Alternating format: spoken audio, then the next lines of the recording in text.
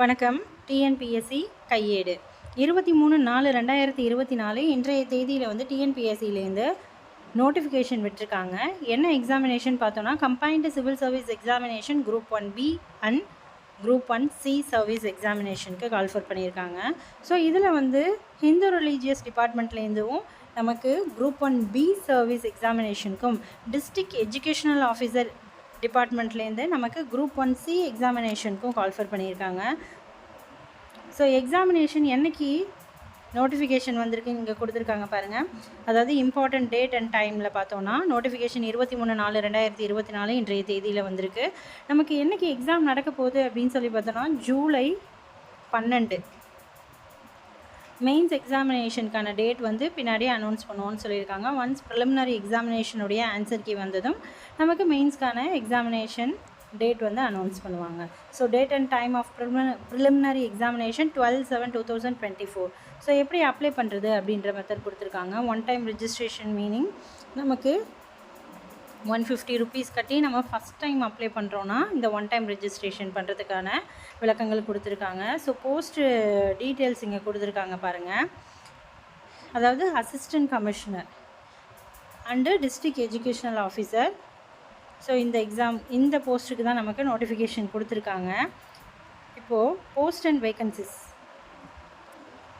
Assistant commissioner post code 1010, அதாவது 1010, Tamil Nadu Hindu religious and charitable endowment இந்த டிபார்ட்மெண்ட்லேருந்து நமக்கு அட்மினிஸ்ட்ரேஷனில் 21 போஸ்ட்டு, அதாவது லெவல் வந்து 22.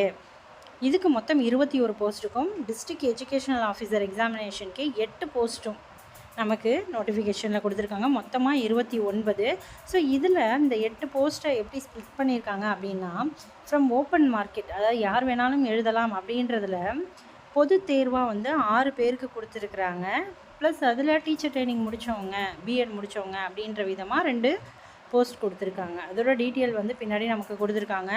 ஏஜ் லிமிட் பார்த்தோன்னா 1/7/2024 பொறுத்த வரைக்கும் அசிஸ்டன்ட் கமிஷனர் எக்ஸாமினேஷனுக்கு 34 வயது தான் maximum age limit. And then district educational officer அதில் வந்து ஓப்பன் மார்க்கெட் கேண்டிடேட்டுக்கு 32 வயதும், for teachers employed in recognised aided secondary school and higher secondary ஸ்கூலில் ஒர்க் பண்ணுறவங்களாம் இருந்தாங்கன்னா 42 ஏஜஸும் கொடுத்துருக்காங்க. ஸோ ஏஜ் ரிலாக்ஸேஷனும் இங்கே நமக்கு வழங்கப்பட்டிருக்கு.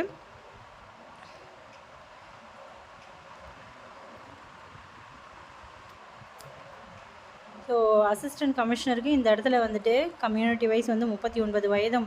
ஸோ இதில் வந்து பார்த்தோன்னா நமக்கு நோ ஏஜ் லிமிட் அப்படின்ற விதமாக கொடுத்துருக்காங்க. ஸோ இதில் அதாவது BC, BCM, MBC, DC, SC, ST இதில் வரவங்க எல்லாமே வந்துட்டு இந்த எக்ஸாமுக்கு ஏஜ் லிமிட் கிடையாது. இந்த போஸ்ட்டுக்கு 39 வயது கொடுத்துருக்காங்க. ஜென்ரலில் இருக்கவங்களுக்கு தான் வந்து காமனாக வந்து இந்த ஏஜ் லிமிட் வந்துட்டு பொருந்தக்கூடியது. ஸோ இதில் வந்து முக்கியமானது qualification, educational qualification and experience. So first வந்து நமக்கு அசிஸ்டன்ட் கமிஷனர் இது வந்து குரூப் 1B சர்வீஸ்க்கு சொல்லியிருக்காங்க. பார்த்தோன்னா மஸ்ட் பாசஸ் எனி டிகிரி, ஒரு degree and also a degree of bachelor law, 3 years course முடிச்சிருக்கணும். அதாவது ஒரு டிகிரி ப்ளஸ் அதோடு வந்து பேச்சுலர் லா இருந்துச்சு அப்படின்னா அவங்க எலிஜிபிள். அண்ட் தென் அப்படி இல்லை அப்படின்னா ஒரு டிகிரி, அதாவது அந்த டிகிரி எதில் அப்படின்னு சொல்லி பார்த்தோன்னா degree of bachelor of law, அதில் 5 years அவங்க வந்து அதை படிச்சிருக்கணும் அப்படின்னு சொல்லியிருக்காங்க. University recognised by the University Grants Commission of purpose of grant. So அதுதான் இந்த இடத்துல சொல்லியிருக்காங்க. ஒன்று வந்து ஒரு டிகிரி ப்ளஸ்ஸு அதோடு வந்துட்டு பேச்சுலர் ஆஃப் லா வந்து 3 years முடிச்சிருந்தாங்கன்னா அப்ளை பண்ணலாம். அப்படி இல்லைன்னா பேச்சுலர் ஆஃப் லாவில் வந்து 5 years முடிச்சிருந்தாங்கன்னா அவங்க அப்ளை பண்ணலாம். அது மட்டும் பத்தாது, அதோட must be actually practising as on advocate, அவங்க வந்து அட்வொகேட்டாக ப்ராக்டிஸ் பண்ணியிருக்காங்க அப்படின்னா அவங்களும் இதுக்கு அப்ளை பண்ணலாம். அண்ட் தென் அது இல்லைன்னா நமக்கு இங்கே ஆப்ஷனலும் கொடுத்துருக்காங்க. யாரெல்லாம் இதுக்கு எலிஜிபிள் இருக்கீங்களோ அவங்க இதுக்கு அப்ளை பண்ணலாம். அல்லது இந்த இடத்துல கொடுத்துருக்காங்க. இது ரெண்டும் இல்லை அப்படின்னா என்ன பண்ணலாம்னு சொல்லியிருக்காங்கன்னா, must have put in service of not less than 6 years in the post of executive officer. சரிங்களா. எக்ஸிக்யூட்டிவ் ஆஃபீஸர் கிரேட் 1ல் வந்து 6 வருஷத்துக்கு குறையாமல் நீங்கள் வேலை பார்த்துருந்தால், அல்லது கிரேடு 2ல், கிரேடு 3, கிரேடு 4ல் இதில் எதுலையாவது நம்ம எக்ஸிக்யூட்டிவ் ஆஃபீஸராக நான் 6 வருடத்துக்கு குறையாமல் வேலை பார்த்துருக்கலாம். அல்லது inspector or head clerk or manager or superintendent இவங்க ஹிந்து ரிலீஜியஸ் டிபார்ட்மெண்ட்டில் 6 வருஷத்துக்கு குறையாமல், அதாவது எக்ஸிக்யூட்டிவ் ஆஃபீஸராக கிரேட் 1, கிரேட் 2, கிரேடு 3 இதில் வந்து 6 வருஷம் குறையாமல் வேலை பார்த்துருந்தாங்கன்னா, அல்லது இன்ஸ்பெக்டர் அல்லது head clerk, manager, superintendent so இதில் ஏதாவது ஒரு போஸ்ட்டில் அவங்க ஹிந்து ரிலீஜியஸ் டிபார்ட்மெண்ட்டில் 6 வருஷம் வேலை பார்த்துருந்தாலும் அவங்களுக்கு ஆப்பர்ச்சுனிட்டிஸ் உண்டு. அதே போல் டிஸ்ட்ரிக்ட் எஜுகேஷனல் ஆஃபீஸரில் வந்துட்டு ஓப்பன் மார்க்கெட் கேண்டிடேட்க்கு என்ன சொல்லியிருக்காங்கன்னா, ஒரு மாஸ்டர் டிகிரி அல்லது அந்த டிகிரிக்கு ஈக்குவலாக வந்துட்டு அவங்க படிச்சிருக்கிற சப்ஜெக்ட் கொடுத்துருக்காங்க. இந்த சப்ஜெக்டில் ஏதாவது ஒரு சப்ஜெக்டாக அவங்க படிச்சிருக்கலாம்.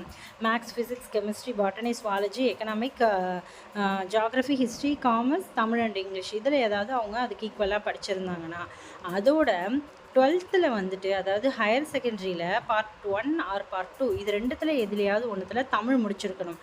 அதோட பேச்சுலர் ஆஃப் டீச்சிங் அல்லது bachelor of education of any recognised யூனிவர்சிட்டியில் அவங்க முடிச்சிருந்தாங்கன்னா இந்த எக்ஸாமுக்கு அப்ளை பண்ணலாம். For the teacher candidates employed in recognised aided secondary schools and higher secondary schools, அதாவது டீச்சர்ஸ் வந்துட்டு எய்டட் செகண்டரி ஸ்கூல் அல்லது ஹையர் செகண்டரி ஸ்கூலுக்கு டீச்சிங் பண்ணிகிட்ருக்கவங்களுக்கான வாய்ப்புகள் பார்த்தோன்னா, அவங்க ஒன்று மாஸ்டர் டிகிரி முடிச்சிருக்கணும், ஏதாவது ஒரு யூனிவர்சிட்டியில் மாஸ்டர் டிகிரி கம்ப்ளீட் பண்ணியிருக்கணும், அல்லது degree of equal and standard any one of the following subject, இந்த சப்ஜெக்டில் ஏதாவது ஒரு டிகிரியில் அவங்க இந்த மாஸ்டர் டிகிரிக்கு ஈக்குவலாக படிச்சிருந்தாங்கன்னா எலிஜிபிள். அதோட என்ன இருக்கணும் அப்படின்னு சொல்லி பார்த்தோன்னா, should have studied Tamil under part 1 or part 2. So Tamil higher ஸ்டடீஸில் இவங்க தமிழ் ஒரு பார்ட்டாக படிச்சிருக்கணும் அப்படின்னு சொல்கிறாங்க.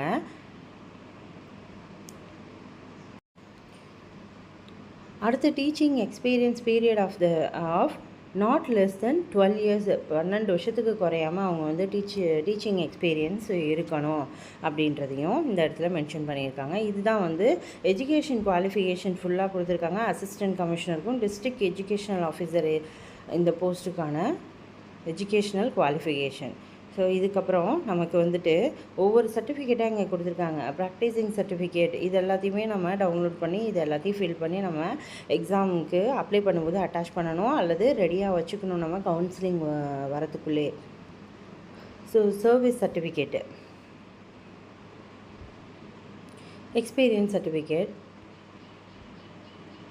இது எல்லாத்தையுமே நல்லா பார்த்துக்கோங்க. இந்த சர்டிஃபிகேட்ஸ்லாம் ரெடி பண்ணணும். யார் என்னென்ன எக்ஸாமுக்கு எலிஜிபிளோ அவங்களாம் கரெக்டாக ரெடி பண்ணி வச்சுக்கோங்க. ஸ்கீம் ஆஃப் எக்ஸாமினேஷன், இப்போ இந்த எக்ஸாமினேஷன் எப்படி நடக்குது அதுக்கான இது கொடுத்துருக்குறாங்க. மார்க் பேஸ்டில் ஜென்ரல் ஸ்டடீஸ் 175 மார்க்குக்கும், ஆப்டிடியூட் அண்ட் மென்டல் அபிலிட்டிக்கு 25 மார்க்குக்கும், மொத்தம் 3 மணி நேரம் 300 கொஷினோட நமக்கு நடக்கும்னு சொல்லியிருக்காங்க. ஸோ மினிமம் குவாலிஃபிகேஷன் கொடுத்துருக்காங்க. மினிமம் இதுவாவது இருந்தால் தான் நம்மளை எலிஜிபிளாக எடுத்துப்பாங்க. அண்ட் தென் மெயின்ஸ் எக்ஸாமினேஷன், அது ப்ரிலிமினரி எக்ஸாமினேஷனுக்கு இந்த மெத்தட் கொடுத்துருக்காங்க, இந்த மார்க் விவரம் கொடுத்துருக்காங்க. இதுவே மெயின்ஸ் அப்படின்னு பார்த்தோன்னா பேப்பர் 4 இருக்கிறதா சொல்லியிருக்காங்க. ஸோ ஒன்று தமிழ் எலிஜிபிலிட்டி டெஸ்ட், எப்போவும் ஆஸ் யூஷுவல் குரூப் 1க்கு நடக்கிற மாதிரியே தமிழ் எலிஜிபிலிட்டி டெஸ்ட்டு பேப்பர் 1, அப்புறம் paper 2 general studies, paper 3 Hindu religion சம்மந்தமான டிகிரி ஸ்டாண்டர்டானது, பேப்பர் 4 லா சம்மந்தமானது. ஸோ 4 பேப்பர் நடக்குது. இதில் தமிழில் நம்ம 40 மார்க் எடுத்தாலே போதுமானது, மினிமம் 40 மார்க்ஸ் எடுக்கணும்.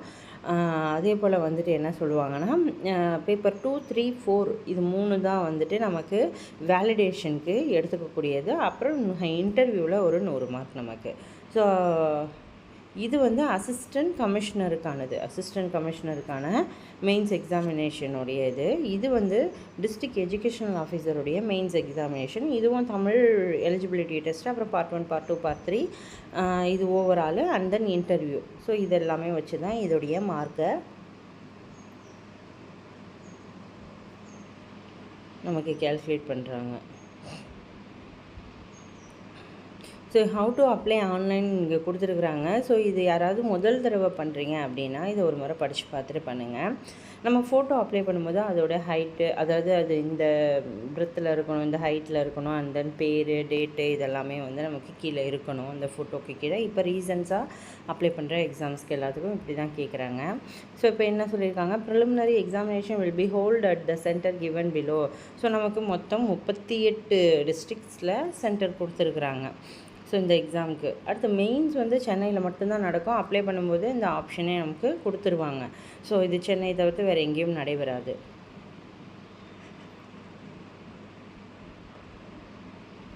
நீங்கள் ஒன் டைம் ரெஜிஸ்ட்ரேஷன் இப்போ தான் பண்ணுறீங்க அப்படின்னா அதுக்கு 150 ரூபா நம்ம கட்டணும். அண்ட் தென் நார்மலாக நீங்கள் ஆல்ரெடி ஒன் டைம் ரெஜிஸ்ட்ரேஷன் பண்ணிட்டீங்க அப்படின்னா 100 ரூபா மட்டும்தான் எக்ஸாம் ஃபீஸாக இருக்கும். ஸோ நோ அப்ஜெக்ஷன் சர்டிஃபிகேட் நம்ம வாங்கணும். ஒருவேளை நம்ம கவர்மெண்ட் எம்ப்ளாயியாக இருந்தால் என்ஓசி வாங்கிட்டு நம்ம எக்ஸாமுக்கு அப்ளை பண்ணணும். இதெல்லாம் வந்து ஒவ்வொருத்தவங்களுக்கும் ஒவ்வொரு விஷயங்கள் இங்கே சொல்லியிருக்காங்க. இப்போ வந்து சிலபஸ் பார்த்துடலாம். இங்கே பார்த்துக்கோங்க, நிறைய சர்டிஃபிகேட்ஸ் இருக்குது. இதெல்லாம் யார் யாருக்கு பொருந்தும் அப்படின்றத கரெக்டாக நீங்கள் எடுத்துக்கணும். இப்போது இதுக்கான சிலபஸ் வந்து ஒன்றும் இல்லை, எப்பவும் போலவே ஜென்ரல் ஸ்டடீஸ் வந்து 10 யூனிட்டோடு நமக்கு கொடுத்துருப்பாங்க. 10 யூனிட்டு. அப்புறம் தமிழ் ஆஸ் யூஷுவல் நமக்கு டிஎன்பிசியில் நார்மலாக கொடுக்குற எலிஜிபிள் டெஸ்ட்டுக்கானது அப்படியே இருக்கும். நமக்கு கம்பைன்டு சிவில் சர்வீஸ் எக்ஸாமினேஷனுடையது. இப்போ பாருங்கள், நமக்கு ஜென்ரல் ஸ்டடீஸ்க்கானது கொடுத்துருக்குறாங்க. இது வந்து டிகிரி ஸ்டாண்டர்டில் இருக்குது. ஸோ இதில் மொத்தம் 10 யூனிட் இருக்கும். 10 யூனிட் நம்ம எப்போவும் குரூப் 1க்கு படிக்கிறது தான். General science, current affairs, geography of India, history and culture of India, Indian polity, Indian economy, INM, history, culture, heritage and socio political movement, then development administration in Tamil Nadu, aptitude. So அதே போல் நமக்கு தமிழுக்கு இங்கே கொடுத்துருக்காங்க. எப்பவும் போல் கொடுத்துருக்கிறது தான். 3 பகுதிகளாக கொடுத்துருப்பாங்க. ஸோ அது எஸ்எஸ்எல்சி ஸ்டாண்டர்ட் விதமாக இருக்கும். ஸோ அசிஸ்டன்ட் கமிஷனருக்கு தனியாகவும் அண்ட் தென் டிஸ்ட்ரிக்ட் எஜுகேஷனல் ஆஃபீஸருக்கு தனியாகவும் நமக்கு சிலபஸ் கொடுத்துருக்குறாங்க. ஸோ இது எல்லாத்தையுமே நீங்கள் டவுன்லோட் பண்ணி எந்த எக்ஸாமுக்கு அப்ளை பண்ணுறீங்களோ அந்த எக்ஸாமுக்குரியதை டவுன்லோட் பண்ணிவிட்டு இப்போலேருந்து படிக்க ஆரம்பிச்சிடுங்க. கண்டிப்பாக வந்து இதில் நிறைய பேர் வந்து அப்ளை பண்ண வாய்ப்பு இருக்காது. கம்மியான மெம்பர்ஸ் தான் அப்ளை பண்ணுவாங்க. ஏன்னா குவாலிஃபிகேஷன் வந்து எல்லாருக்கும் இருக்காது. நிறைய பேர் வந்து இதில் எலிஜிபிள் ஆக மாட்டாங்க. ஸோ யாரெல்லாம் குவாலிஃபைடாக இருக்கீங்களோ அவங்களாம் கட்டாயம் அப்ளை பண்ணுங்கள். ரொம்ப ஈஸியாகவே இந்த எக்ஸாமை பாஸ் பண்ணிடலாம். கஷ்டம்னு நினச்சிக்காதீங்க. ஏன்னா கம்மியான ஆட்கள் தான் இதுக்கு தேர்ந்தெடுக்கப்படுவாங்க. மொத்தம் வந்து 29 போஸ்ட்டு. இதில் வந்து அசிஸ்டன்ட் கமிஷனருக்கு 21, இது டிஸ்ட்ரிக்ட் எஜுகேஷனல் ஆஃபீஸருக்கு மொத்தம் 8. இதில் ஸ்டார் கொடுத்துருக்காங்க. இது அதிகபட்சமாக கூடவும் செய்யலாம். ஓகே. ஸோ டிஎன்பிஎஸ்சியோட நோட்டிஃபிகேஷன் பற்றி ஃபுல் டீட்டெயில் பார்த்துட்டோம். வேறு ஏதாவது சந்தேகங்கள் இருந்தால் நீங்கள் கமெண்ட் செக்ஷனில் கேட்கலாம். உங்களுக்கு எங்கள் வீடியோ பிடிச்சிருந்தால் லைக் பண்ணுங்கள், ஷேர் பண்ணுங்கள், முக்கியமாக சப்ஸ்கிரைப் பண்ணுங்கள். ரெண்டாவது குரூப் 4 சம்மந்தமான வீடியோஸ் எல்லாமே நம்ம அப்லோட் பண்ணிகிட்டே இருக்கோம். எங்களோட வாட்ஸ்அப் அண்ட் டெலகிராம் சேனலோடைய லிங்க் வந்து டிஸ்கிரிப்ஷனில் கொடுக்குறேன். நீங்கள் அதில் ஜாயின் பண்ணணும்னு நினச்சிங்கன்னா ஜாயின் பண்ணிக்கோங்க. இப்போ பாலிட்டி சம்மந்தமான வீடியோஸ் நம்ம போட்டுட்ருக்கோம். ஸோ அது கண்டிப்பாக உங்களுக்கு யூஸ்ஃபுல்லாக இருக்கும். அதையும் போய் பாருங்கள். தேங்க்யூ.